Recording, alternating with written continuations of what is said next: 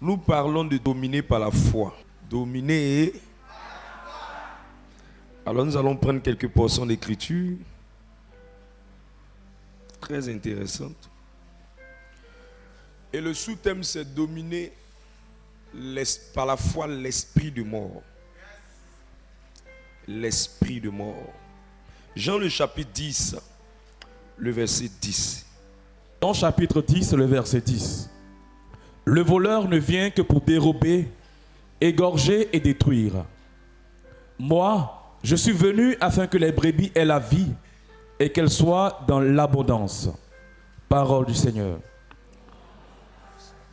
Vous devez savoir que si le diable a l'occasion de vous détruire,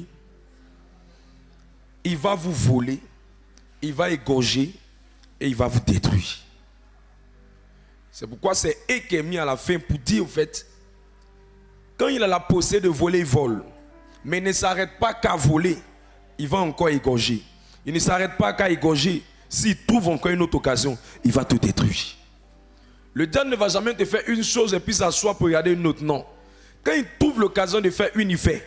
Il trouve une occasion, il fait une deuxième. Il trouve une occasion, il fait une troisième. Et la destruction, c'est la mort de cette personne. Mais la bonne nouvelle, c'est que Jésus dit qu'il est venu pour nous donner la vie.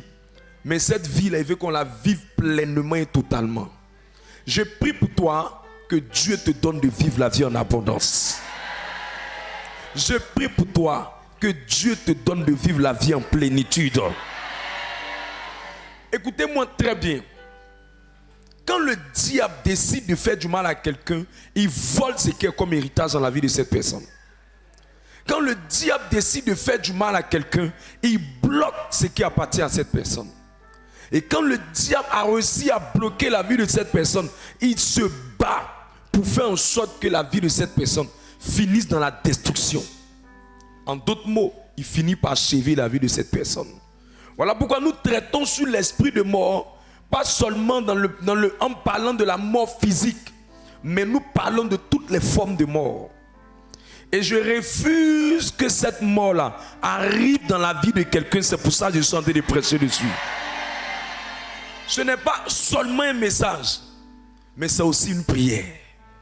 Ce n'est pas seulement une prédication, mais c'est aussi une prière. Psaume 139, le chapitre 139, verset 16.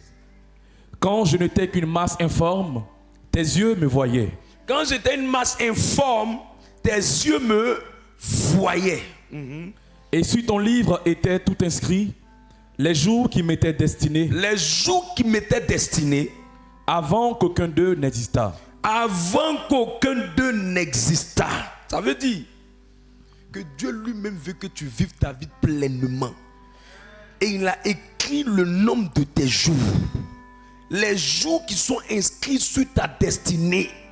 Et il a voulu que tu vives cette vie-là pleinement, totalement. Et il veut que tu la réalises. C'est pourquoi il n'a pas commencé à décider le jour où tu es venu sur la terre. Mais alors même que tu n'étais même pas encore une masse visible, dans une forme visible, mais tu étais encore une masse informe. C'est-à-dire que tu étais encore dans le sein de ta mère, qu'il avait déjà décidé ce que tu allais devenir, ce que tu allais accomplir, le nombre de jours que tu allais vivre.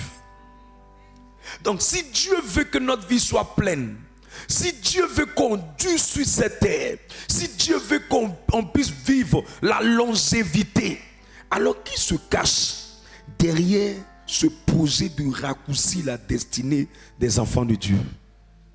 Bien évidemment, c'est le diable. C'est pour cela que nous sommes là ce soir, pour que tout esprit de mort qui est planifié dans la vie de quelqu'un soit désactivé dans le nom de Jésus-Christ. De la même manière que la mort, c'est la cessation de l'existence de quelqu'un, ou la cessation du souffle de vie de quelqu'un. De cette même manière, cette mort, elle est physique. Mais le diable aussi veut faire derrière cette mort précoce, il veut que tu n'achèves pas ta course. Il veut que tu ne réalises pas pleinement ce qui est écrit sur toi. Donc il ne veut pas seulement que tu ne vives pas pour ne pas vivre. Mais il veut derrière ce qu'il projette contre toi, que tu ne te réalises pas ou que tu n'achèves pas ta vie. C'est pourquoi c'est dans les cimetières qu'on trouve beaucoup de grands hommes, de Dieu. C'est dans les cimetières qu'on trouve beaucoup de grandes inventions. C'est dans les cimetières qu'on trouve les grands architectes.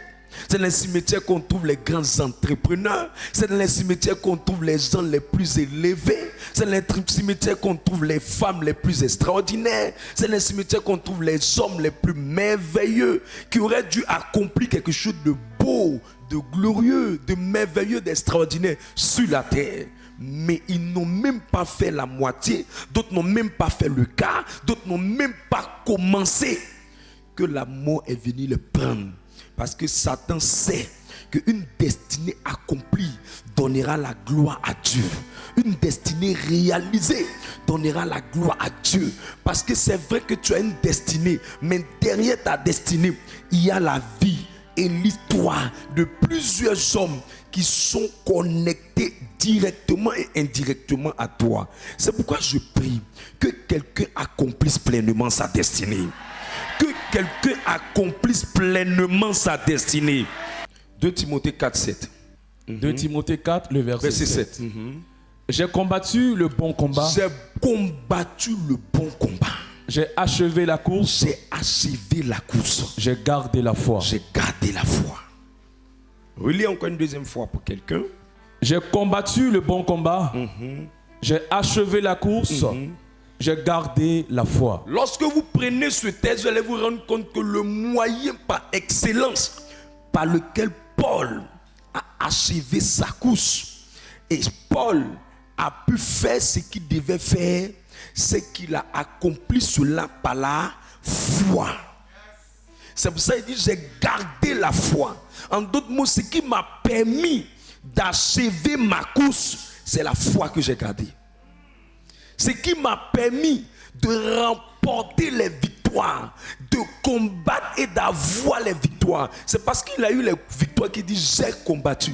Il n'a pas dit je vais combattre ou je suis en train de combattre, mais il dit j'ai combattu, mais pas n'importe quel combat, le bon combat. Et j'ai achevé la course. Donc Paul nous explique par ce texte que le moyen de combattre le bon combat, le moyen d'achever la course, c'est la foi. Tous les hommes qui vivent au-delà de ce que le diable a prévu, écouter leur vie, diminuer leur vie, raccourcir leur vie, ce sont des hommes de foi.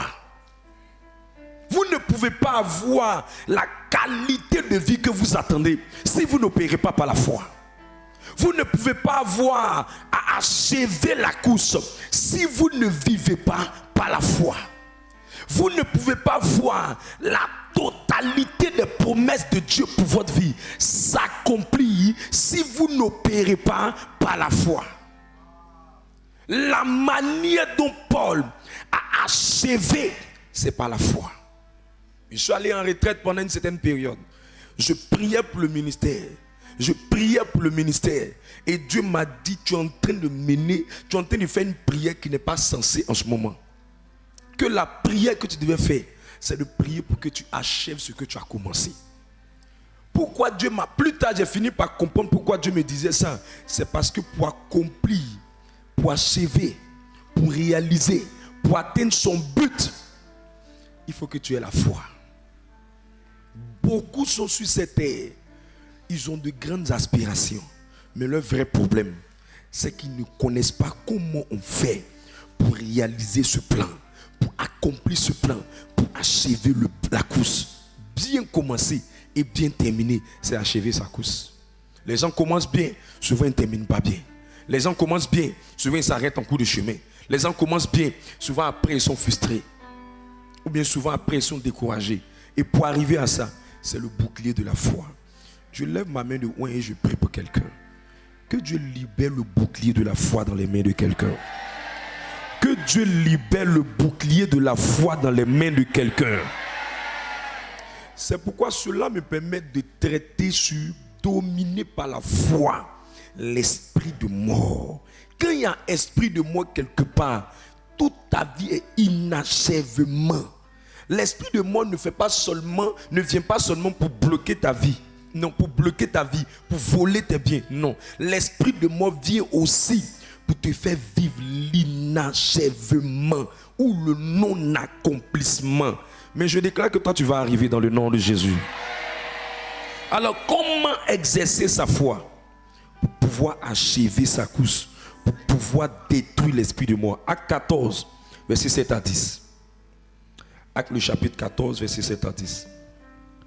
Acte chapitre 14 à partir du verset 7. Et ils annonçaient la bonne nouvelle. À Lystre se tenait assis un homme impotent des pieds. Suivez très bien ce texte, il y a une révélation dedans. Boiteux de naissance et qui n'avait jamais marché. Qui n'avait jamais, dis à ton voisin, jamais. Jamais. Si c'est ta Bible, tu soulignes jamais. Si c'est pour ton voisin, oh là là. Il écoutait parler Paul. Et Paul, en fixant les regards sur lui, et voyant qu'il avait la foi pour être guéri, dit d'une voix forte. Dis à ton voisin, voyant qu'il avait la foi. Souligne ça si c'est ta Bible. Lève-toi droit sur tes pieds. Lève-toi droit sur tes pieds. Et il se leva d'un bond et marcha. Je prophétise que tout ce que tu n'as jamais eu dans ta vie, je déclare que Dieu va te faire entrer dans cette chose dans le nom de Jésus. Il fut un temps dans ma vie où il y a des endroits que je n'avais jamais mangé. Et le jour Dieu m'a fait entrer dans ces endroits pour manger. J'ai dit vraiment, il y a des gens qui vivent, hein? Et il y a des gens qui survivent. Il fut un temps dans ma vie où il y a des petits déjeuners que je n'avais jamais mangés. Et le jour je suis arrivé dans un endroit où les gens étaient en train de manger à table. Et j'ai vu sur cette table tous les plats que je voyais à la télévision. Je dis, il y a des gens qui mangent. Et puis il y a des gens qui goûtent. Donc quand Paul est en train de dire à ce dernier-là que jamais n'avait marché. Il y a des gens, il y a des choses que jamais tu as fait. Demande à ton voisin, c'est quoi tu n'as jamais vu? C'est pourquoi je veux te donner la foi pour que ce que tu n'as jamais vu, là, Dieu t'accorde la grâce de rentrer dedans. Ce que tu dis n'avait jamais marché. Dans la vie de tout le monde, il y a quelque chose que tu n'as jamais vu. Il fut un temps dans ma vie où je n'avais jamais emprunté l'avion. Chacun son jamais. Moi, ils sont de dire pour moi. Dis à ton voisin, pour toi, là, c'est quoi?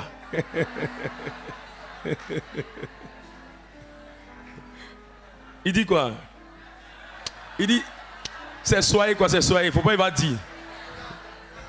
Qui va se négliger aller là? Amen. Deuxième texte. Marc le chapitre 2, verset 1 à 5. Marc chapitre 2 à partir du verset 1. Quelques jours après, Jésus revient à Capernaum. On apprit qu'il était à la maison et il s'assembla un si grand nombre de personnes que l'espace devant la porte ne pouvait plus les contenir. Il leur annonçait la parole. Des gens vinrent à lui amenant un paralytique porté par 4 hommes. Comme ils ne pouvaient l'aborder à cause de la foule. À cause de la foule, j'aime la partie là. Ils découvrirent le toit de la maison où il était. Le toit de la maison où il était. Et ils descendirent par cette ouverture. Et il descendit par cette ouverture. Le lit sur lequel le paralytique était couché. Jésus, voyant leur foi. Dis à ton voisin de souligner ça. Voyant leur foi. Dit au paralytique. Mon enfant, tes péchés sont pardonnés. Tes péchés sont pardonnés. Il y a un élément qui est le dénominateur commun des deux textes. C'est voyons leur foi. Jésus dit, la Bible dit, Jésus a voyons leur foi. Paul dit, voyant sa foi. Donc pour Jésus, c'était beaucoup, donc c'était voyons leur foi. Pour Paul ici, il était seul, donc on dit Paul, voyant sa foi. Dis à ton voisin, la foi se voit. La foi là, ça se voit. Quand quelqu'un a vraiment la foi, on va voir. Quand quelqu'un n'a pas la foi, on va aussi voir. C'est pourquoi les deux textes disent, voyant leur foi. Si vous voulez dominer sur l'inachèvement, l'esprit de mort et toute activité qui qui veut vous amener dans la mort. Il faut que votre foi s'exprime afin qu'on la voie. Une foi qu'on ne peut pas voir, elle ne va jamais susciter l'attention de Dieu. Parce que c'est parce que Dieu voit ta foi qu'il peut réagir. Mais si Dieu ne voit pas ta foi, il ne peut pas réagir. Beaucoup de gens disent à Dieu de regarder leur foi, mais ils ne posent pas des actions qui présentent, qui exposent, qui confirment qu'ils croient.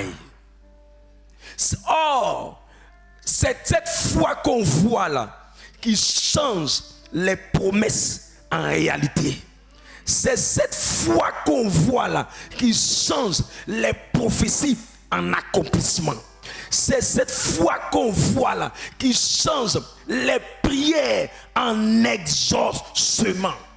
Le problème qui fait que toi, quand tu pries, tu n'es pas exaucé, c'est parce que ta foi là, elle n'est pas visible. Oh, il n'y a pas de foi qu'on ne voit pas. Le premier texte dit parce que Paul a vu, il lui a dit lève-toi.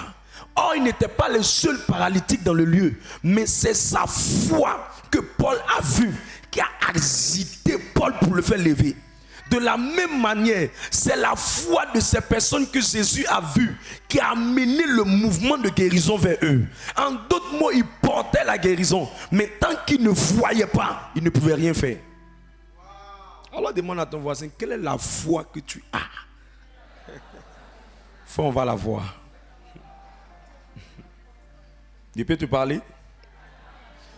Les hommes, si tu veux aller à la rencontre d'un homme, pour le convaincre, pour le persuader de faire quelque chose, présente ton apparence. Mais si tu vas à la rencontre de Dieu, pour le convaincre de te toucher, il faut présenter ta foi. On va à la rencontre des hommes avec notre apparence, mais on convainc Dieu avec notre foi. Beaucoup de gens disent, ça fait longtemps que je vais à l'église. Sinon, le paralytique de 38 ans n'allait pas hésiter dans la Bible.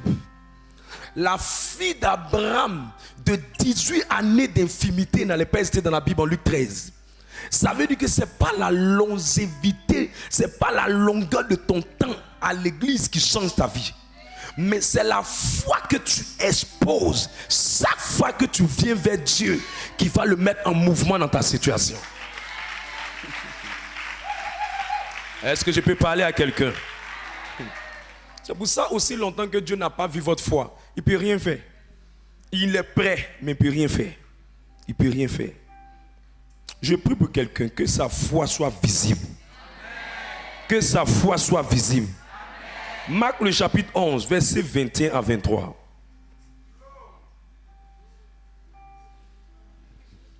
Marc chapitre 11, à partir du verset 21.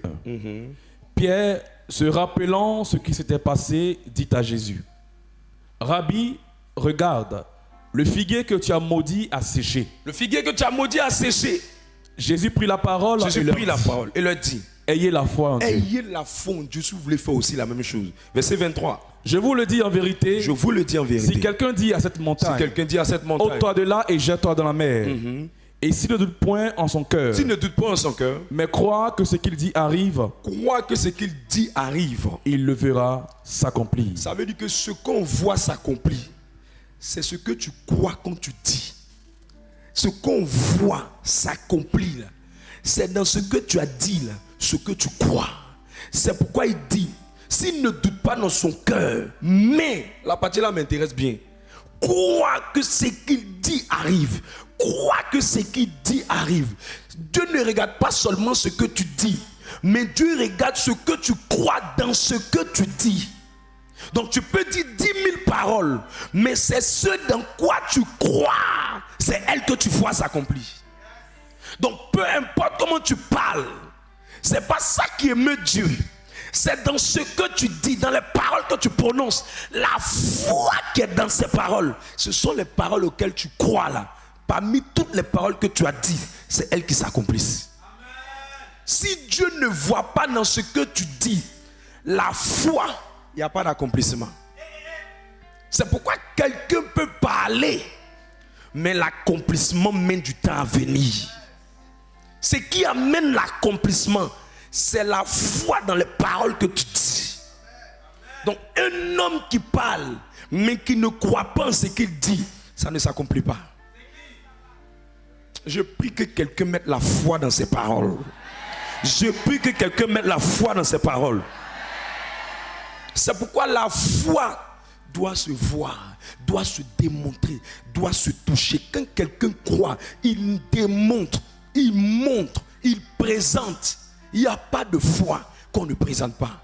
La plupart des personnes qui n'achèvent pas leur course, c'est des personnes qui n'exercent pas la foi dans ce qu'ils font, dans ce qu'ils disent, dans ce dans quoi ils s'engagent. Il n'y a pas de foi dedans.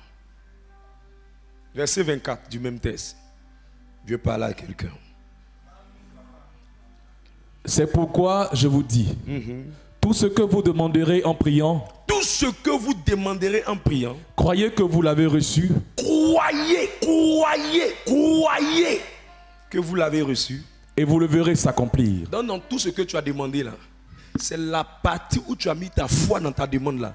C'est elle que tu vas voir s'accomplir. Tout ce que vous demanderez en priant, on est d'accord que tu as demandé, on est d'accord que tu as invoqué, on est d'accord que tu as prié.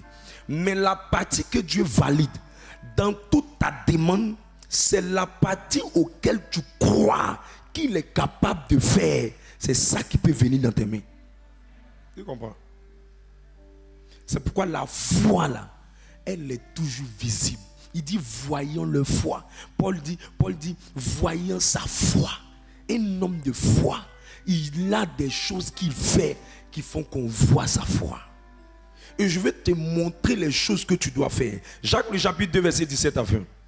Jacques chapitre 2 à partir du verset 17. Il en est ainsi de la foi. Si elle n'a pas les œuvres, elle est morte en elle-même. Mais quelqu'un dira, toi tu as la foi, et moi j'ai les œuvres. Montre-moi ta foi sans les œuvres, et moi je te montrerai la foi par mes œuvres. Verset 19. Tu crois qu'il y a un seul Dieu, tu fais bien. Tu fais bien. Les démons le croient aussi et ils tremblent. Veux-tu savoir, ô vain homme, que la foi sans les œuvres est inutile? Inutile. Chaque fois que quelqu'un dit qu'il croit et qu'il n'y a pas quelque chose pour prouver sa foi, c'est inutile. Regarde, est-ce qu'on voit le vent? Personne ne peut voir le vent. Mais le vent, c'est par les bruits qu'il fait qu'on connaît son existence. De la même manière, on ne peut pas voir qui a la foi dans cette salle, qui n'a pas la foi dans cette salle. Mais c'est par les manifestations que la personne va avoir, qu'on va voir entre celui qui croit et celui qui ne croit pas. On verra la différence.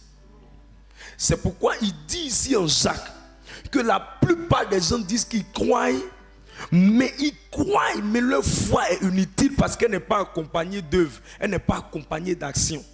Ils disent qu'ils sont capables de croire en un Dieu, mais ils ne montrent pas ça dans leur attitude qu'ils croient en ce Dieu. Comment tu peux dire que tu as la foi, mais on ne voit rien dans tout ce que tu dis, dans tout ce que tu fais, dans tout ce que tu entreprends, que tu crois? Or, ce que Jésus attend, il attend que tu poses des actions qui vont montrer ta foi pour qu'il agisse en ta faveur. Quelqu'un comprend ce que je dis? Donc, je prends un exemple pratique. Quelqu'un peut venir vouloir te faire du mal. Et son plan, c'est te faire du mal, c'est te détruire. Et toi, tu dis, tu crois que Jésus-Christ est celui qui protège. Quand tu vas prendre le texte qui dit qu'ils buvront des breuvages mortels et cela ne leur fera aucun mal, ce qui va montrer que tu crois en ça, c'est que quand quelqu'un va vouloir te faire du mal, la manière dont tu vas réagir devant cette boisson, devant son attitude, tu vas garder le calme. Le calme que tu garderas, c'est pas parce que ce qu'il fait n'est pas effrayant, mais c'est parce que tu ne regardes pas ce qu'il fait, mais tu regardes à ce que Dieu a dit face à ce qu'il est sur le point de te faire. Tu comprends? C'est pourquoi la foi doit se voir. Je veux amener quelqu'un à comprendre que la foi doit se voir. Si on ne la voit pas, c'est pas la foi. C'est pas la foi. Non. Tu vois des gens qui disent qu'ils ont la foi, ils ont le comportement de quelqu'un qui n'a pas la foi. Je me pose des questions sur ta foi. Alors est-ce que je peux parler? Comment est-ce que la foi va se montrer? Comment est-ce que la foi sera visible? Comment est-ce que la foi sera pratique? Comment est-ce que la foi va... Quelles sont les œuvres qui prouvent que tu as la foi? La première chose, c'est que quand quelqu'un dit qu'il croit, la première œuvre qu'il manifeste, c'est que la personne pose des actions en conformité à ce qu'il croit. Regarde, quand je prophétise et tu dis Amen pour le voyage, ton Amen est intéressant.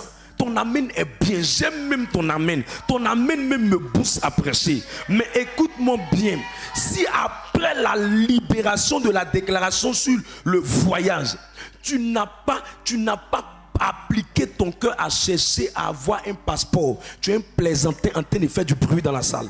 Parce que ce qui est l'expression de ta foi dans le voyage, c'est que tu dis l'homme de Dieu a dit, alors je présente le document comme un passeport qui est la preuve de ma foi dans le voyage. Tu ne peux pas dire que tu crois que tu vas voyager. Mais c'est après qu'on ait fini de te dire que maintenant, il y a quelqu'un qui veut t'aider à voyager que tu cherches un passeport. Tu n'avais jamais cru que tu allais voyager. Donc la foi, il y a des actions qui justifient la foi. S'il n'y a pas d'action, ce n'est pas possible. Tu ne peux pas dire que tu crois que tu vas te marier et tu n'as même pas le comportement d'une femme qui croit qu'elle va se marier. Tu t'habilles comme une vieille femme.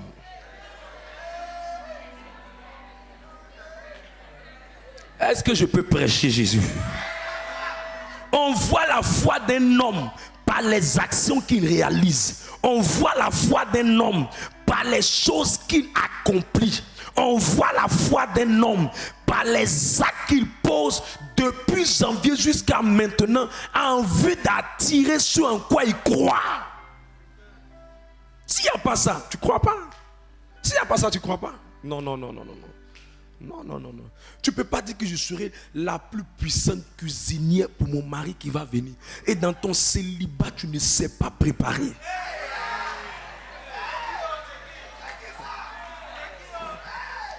Il y a quelque chose qui ne marche pas. Montre-moi quelque chose de concret qui est l'expression de l'attente de ce en quoi tu crois. Je te dirai que tu as la foi. Montre-moi quelque chose de concret que tu es en train de poser comme action. Je dirai, voilà le tapis de ce qu'il croit. Mais si je ne vois pas quelque chose de concret, si je ne vois pas quelque chose que tu poses comme action, je ne crois pas que tu crois. Je ne crois pas. Tu ne peux pas dire que tu as atteint un bébé, mais tu n'as pas le nom de l'enfant que tu veux avoir demain. Tu ne peux pas dire que tu as atteint un bébé et tu n'as pas les vêtements d'un bébé que tu as acheté dans le but de dire à Dieu, je n'ai pas encore vu, mais ma foi me dit que tu me donneras un enfant. Voici son sokoto, voici son habit, voici ça. Tu n'as pas la foi. Tu n'as pas la foi. Non. Quand tu as la foi, on voit des actions. Dis voisin, on voit quoi? Poulet qui va devenir coq là, quand tu vois, tu sais. C'est bien de dire amen, mais tu dois poser des actions par rapport à ce que tu as entendu, ou par rapport à ce qu'on a prophétisé, ou par rapport à ce que Dieu t'a dit. Dis voisin, qu'est-ce que tu as fait par rapport à ce que Dieu t'a dit?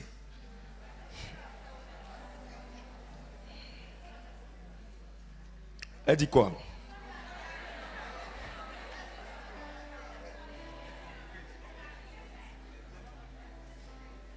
Deuxième chose qui montre l'expression de ta foi, quand tu crois, c'est que tu démontres ça par tes déclarations de foi.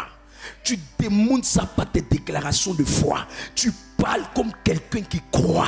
Tu parles comme quelqu'un qui croit. Tu ne peux pas dire que tu as la foi et tu dis non, c'est impossible pour moi. Moi là, ma vie est compliquée. Moi là, je suis un bébé. Moi là, je suis un enfant. Moi là, est-ce que je vais m'accomplir? Quand Dieu est arrivé devant Gédéon, il dit non, ma famille est pauvre. Parmi la tribu la plus pauvre, je ne suis rien. Ma famille est perdue. Jésus dit ne dis pas ça. Avant de faire ce que je dois faire pour toi, voici ce que tu es. Tu t'appelles vaillant héros. Tu t'appelles champion. Tu t'appelles. Quand tu commences à croire, tu commences à dire des choses sur toi conformément à ce que Dieu a dit sur toi. Je ne sais pas comment ça fonctionne, mais tous les jours je vous dis, je prêcherai devant des milliers de personnes sur un stade. Je te le dis, je l'ai dit qu'on n'était pas encore ce nombre, je le dis tous les jours, je continue de le dire parce que je crois à ce qu'il m'a dit.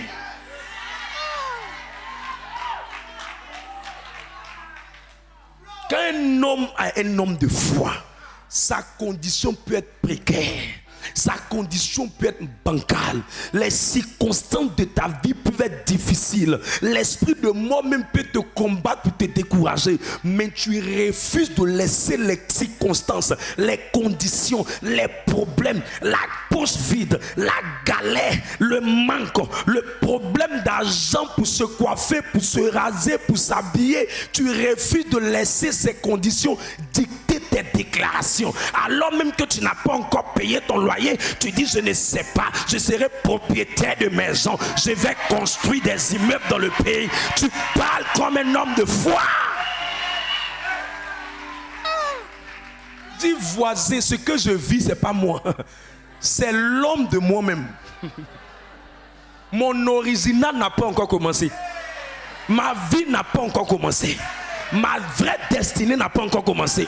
Nous sommes dans le brouillon de ma vie. Je suis en train de commencer le CP0 de ma destinée. Ma vraie destinée arrive. Ma vraie vie arrive. Ma soeur, le quartier dans lequel tu me vois aujourd'hui, ce n'est pas ma fin. Ce qui arrive est plus grand que ce que je vis. Dieu me réserve quelque chose de plus merveilleux. Ce que je subis en ce moment, c'est petit. Ce qui me revient est plus grand. Je vois quelque chose de plus grand. Je vois quelque chose de plus fort. Je vois quelque chose de meilleur. Dans le nom de Jésus.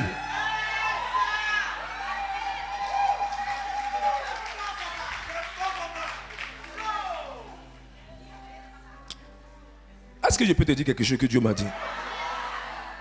Il y a des déclarations qu'un enfant de Dieu ne doit pas faire. Je n'ai pas chance avec garçon. Les garçons me laissent. Ma vie est compliquée. Rien ne va chez moi. Tout est difficile pour moi. Non, non, non, non, non, non, non, non. Je m'énerve à ce que tu dis là. La foi ne lit pas les réalités. La foi ne dicte pas les circonstances. La foi est dictée par ce que Dieu t'a dit ou par ce que Dieu t'a montré. La foi ignore les conditions bizarres. Elle ignore ça. Ah, homme de Dieu, tu l'as pris. C'est parce que tu veux juste agiter le peuple. Non, non, non. Je vais te démontrer que je ne vais pas t'agiter. Matthieu 8, verset 8 à 10. Merci. Allons-y. Matthieu, le chapitre 8. Matthieu, chapitre 8, à partir du verset 8. Oui, Matthieu 8. Yes, sir. Matthieu 8. Le centenier répondit. Seigneur, je ne suis pas digne que tu entres sous mon toit. Je ne suis pas digne que tu entres sous mon toit. Mais dis seulement un mot. Mais dis seulement un mot. Et mon serviteur sera guéri. Et mon serviteur sera guéri. Aïe, aïe, aïe, aïe. Next verse. Verset 9. Moi qui suis soumis à des supérieurs, j'ai des soldats sous mes ordres. Et je dis à l'un, va. Et il va. Et il va. À l'autre, viens. Et il vient. Et à mon serviteur, fais cela. Et il le fait. Verset 10. Après l'avoir entendu, Jésus fut dans l'étonnement.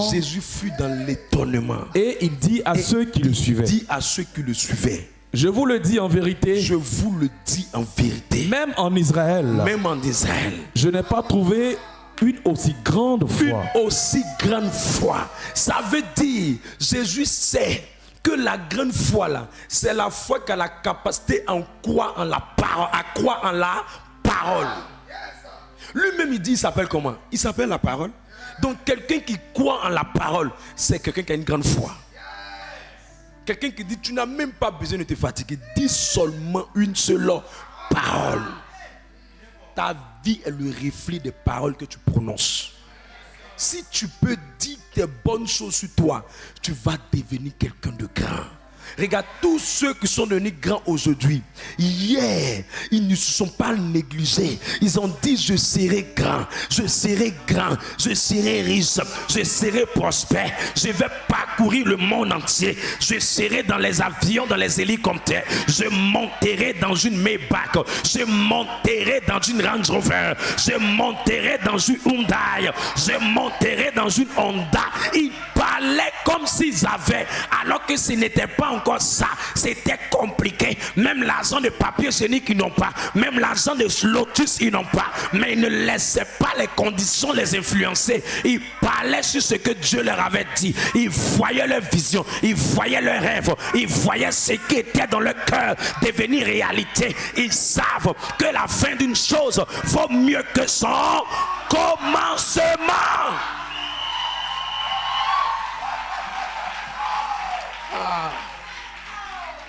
Les hommes de foi parlent bien. Dis voisine, parle bien.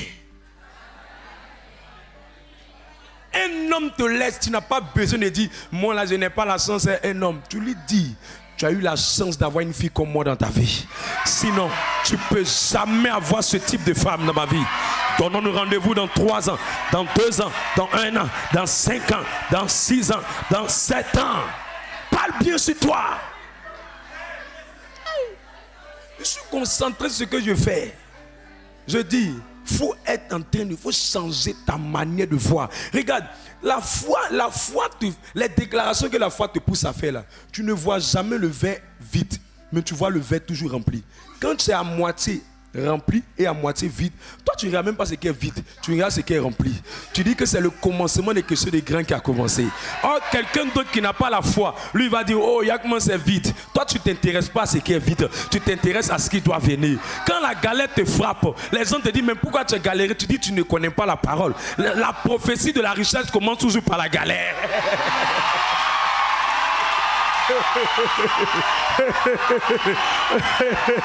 Il dit mais attends, il dit attends. Tu as quoi là? Il dit tu ne sais pas.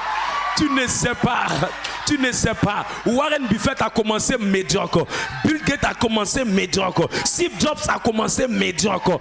Einstein, même quand il a commencé, on a dit qu'il ne pouvait rien devenir. Tu vas lui dire, je ne suis simplement que la graine d'une plantation de tomates de prospérité. Le commencement peut sembler petit, mais ma fin sera glorieuse. S'il te demande, mais il y a quoi? Tu es là, tu pries depuis la pute, c'est compliqué pour toi. Tu lui dis, reste tranquille. Adam a commencé grand. Quand on a vu Adam, il était vieux, mais il est tombé mal. Mais la nouvelle grâce, c'est Jésus, le modèle parfait. Il n'a pas commencé dans la richesse, il a commencé dans mangeoire. Moi, je commence dans mangeoire. Voisine, c'est le mangeoire qu'elle a là. Jésus a commencé dans mangeoire, il a commencé bébé, il a commencé bizarre. Il n'était rien de bon. On ne calculait pas, on ne le considérait pas, on le méprisait. Il était avec les chiens, il était avec des moutons, il était dans la bergerie. Son commencement était bizarre, mais sa fin, la Bible dit qu'il a reçu le nom au-dessus de tous les noms, au-dessus de tous les noms. Donc ma soeur, si Jésus a commencé petit, c'est pas moi qui va commencer petit. Le commencement est toujours bizarre. Le commencement on ne comprend pas. Le commencement c'est bizarre. C'est chenille qui devient papillon. Dieu est en train de me préparer. Ce que tu vois, ce n'est rien. Il y a quelque chose qui est préparé pour moi. Toi, il faut commencer gros. C'est la même manière, tu as commencé gros, tu vas tomber mal. Parce que Adam a commencé un coup grand, mais il est mal tombé. Jésus a commencé petit, mais il a reçu le plus grand nom. Et son nom a demeuré dans les temps et dans les âges. Aujourd'hui, c'est compliqué pour moi, mais demain, mon nom sera sur les panneaux dans le pays. Aujourd'hui, c'est compliqué, mais demain, je raconterai les merveilles de l'Éternel. Ceux chez qui je suis allé prendre crédit, demain, c'est moi qui vais pouvoir à leurs besoins. Dis-le si tu ne sais pas. Va demander à Joseph. Joseph a commencé cultivateur, mais il a terminé premier ministre. Toutes les go qui l'ont méprisé, quand il est devenu premier ministre, elles ont cherché à laper en bas de ses pieds. Mon commencement est bizarre. Aujourd'hui, mes habits, mes conditions ne sont pas comme ça doit être. Mais ce que Dieu me réserve, c'est quelque chose de glorieux, quelque chose de merveilleux, quelque chose de particulier et de puissant. Je prophétise sur 150 personnes. Je déclare que ce mois dans lequel nous entrons, c'est le début d'une gloire qui se prépare pour toi. Je déclare qu'un premier ministre va sortir de cette prière du mercredi. Je déclare que le chèque de quelqu'un va se changer en succès dans les temps qui viennent. Je déclare que ce qui t'a fait pleurer aujourd'hui, c'est ça qui sera ton sujet de témoignage de demain. Je déclare que les gourmets que tu as eu hier, c'était la préparation pour un témoignage de mariage glorieux. Je déclare que les portes qui t'avaient été fermées, elles étaient en train de préparer ton témoignage de demain. Demain sera plus grand qu'aujourd'hui. Allez demander à Gédéon. Gédéon n'était rien. Gédéon n'avait rien. Gédéon ne s'en sortait pas. Mais ma Bible me dit que le même Gédéon qu'on appelait quelqu'un de rien, celui qui était le méprisé, celui qui était le négligé, celui qui était le rejeté, c'est lui-là qui a enlevé Israël de la main des Madianites. Je vais dire à quelqu'un, c'est pas toi que le salut viendra dans ta famille. C'est pas toi que la délivrance viendra dans ta famille. Si tu me dis un amen, je pousse. Il n'y a aucune activité que Dieu ne peut pas ouvrir pour toi. Tout dépend de ta foi. Dis-moi yes. Oh yes. Dis-moi 3 fois amen. Est-ce que je peux appuyer l'accélérateur? Est-ce que je peux appuyer l'accélérateur? Regarde, celui que nous servons, il a reçu le nom au-dessus de tous les noms. Quand Dieu veut te prendre, de la même manière qu'il te met dans la boue, et puis les gens te regardent, ils se moquent de toi. De la même manière que tes ennemis se moquent de toi aujourd'hui. Ce sont les mêmes bouches, les mêmes dents, les mêmes visages, les mêmes yeux. Ce sont eux qui seront en train de célébrer ton miracle dans quelques heures, dans quelques mois, dans quelques années, dans quelques semaines. Tu me dis un amen, c'est pour toi que j'ai parlé. Oh yes! Oh yes! Il n'y a rien qui est impossible au Dieu que tu sais. Tout ce qu'il attend, c'est de poser ta foi. Tout ce qu'il attend, c'est d'agiter ta foi. Je suis venu remuer la piscine de ton miracle. Je suis venu dire à ton voisin, je ne peux pas m'asseoir. Regarde, regarde. La foi là, je ne sais pas pourquoi, mais souvent tu es là, c'est là, et puis on te donne des messages de foi. La Bible dit que quand l'ange est venu dire à Marie, telle chose va venir. La Bible dit que le mari était là. Elle dit qu'il me soit fait selon sa parole. Il y a un niveau de foi quand ça vient vers toi. Tu ne sais pas pourquoi. Mais quand la parole est libérée, tu ne peux plus rester tranquille. Parce que la parole crée quelque chose en toi. Je suis en train de rendre quelqu'un spirituellement enceinte par rapport à quelque chose qui se prépare pour lui. Si tu me dis 3 fois amen, je parle.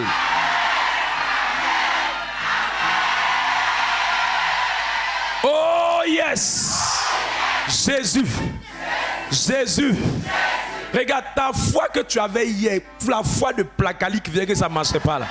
Cette saison qui vient là, je vois des entreprises les plus grandes parler avec toi par rapport à des marchés. Ce qui est bizarre dans une atmosphère qui est prophétique, hein, les choses ressemblent à rien. Ton voisin était assis à côté de toi. Il ne ressemblait à rien. Ta voisine ne ressemblait à rien.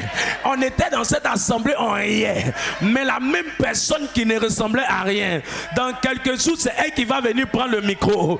Elle va dire, je veux parler, je veux parler, je veux parler. On va lui dire, tais-toi, la prière est finie. Elle va dire, je ne laisse pas mon affaire. Je veux dire quelque chose. On va dire, dis. Elle va dire, j'étais assis. C'était un mercredi. À une certaine heure, l'homme de Dieu a prophétisé. J'ai attrapé la prophétie. Le lendemain, jeudi, je ne sais pas qu'est-ce qui s'est passé. Celui qui dit amen, c'est pour lui. Oh yes. On va se tenir debout pour prier. Je vais prophétiser un peu.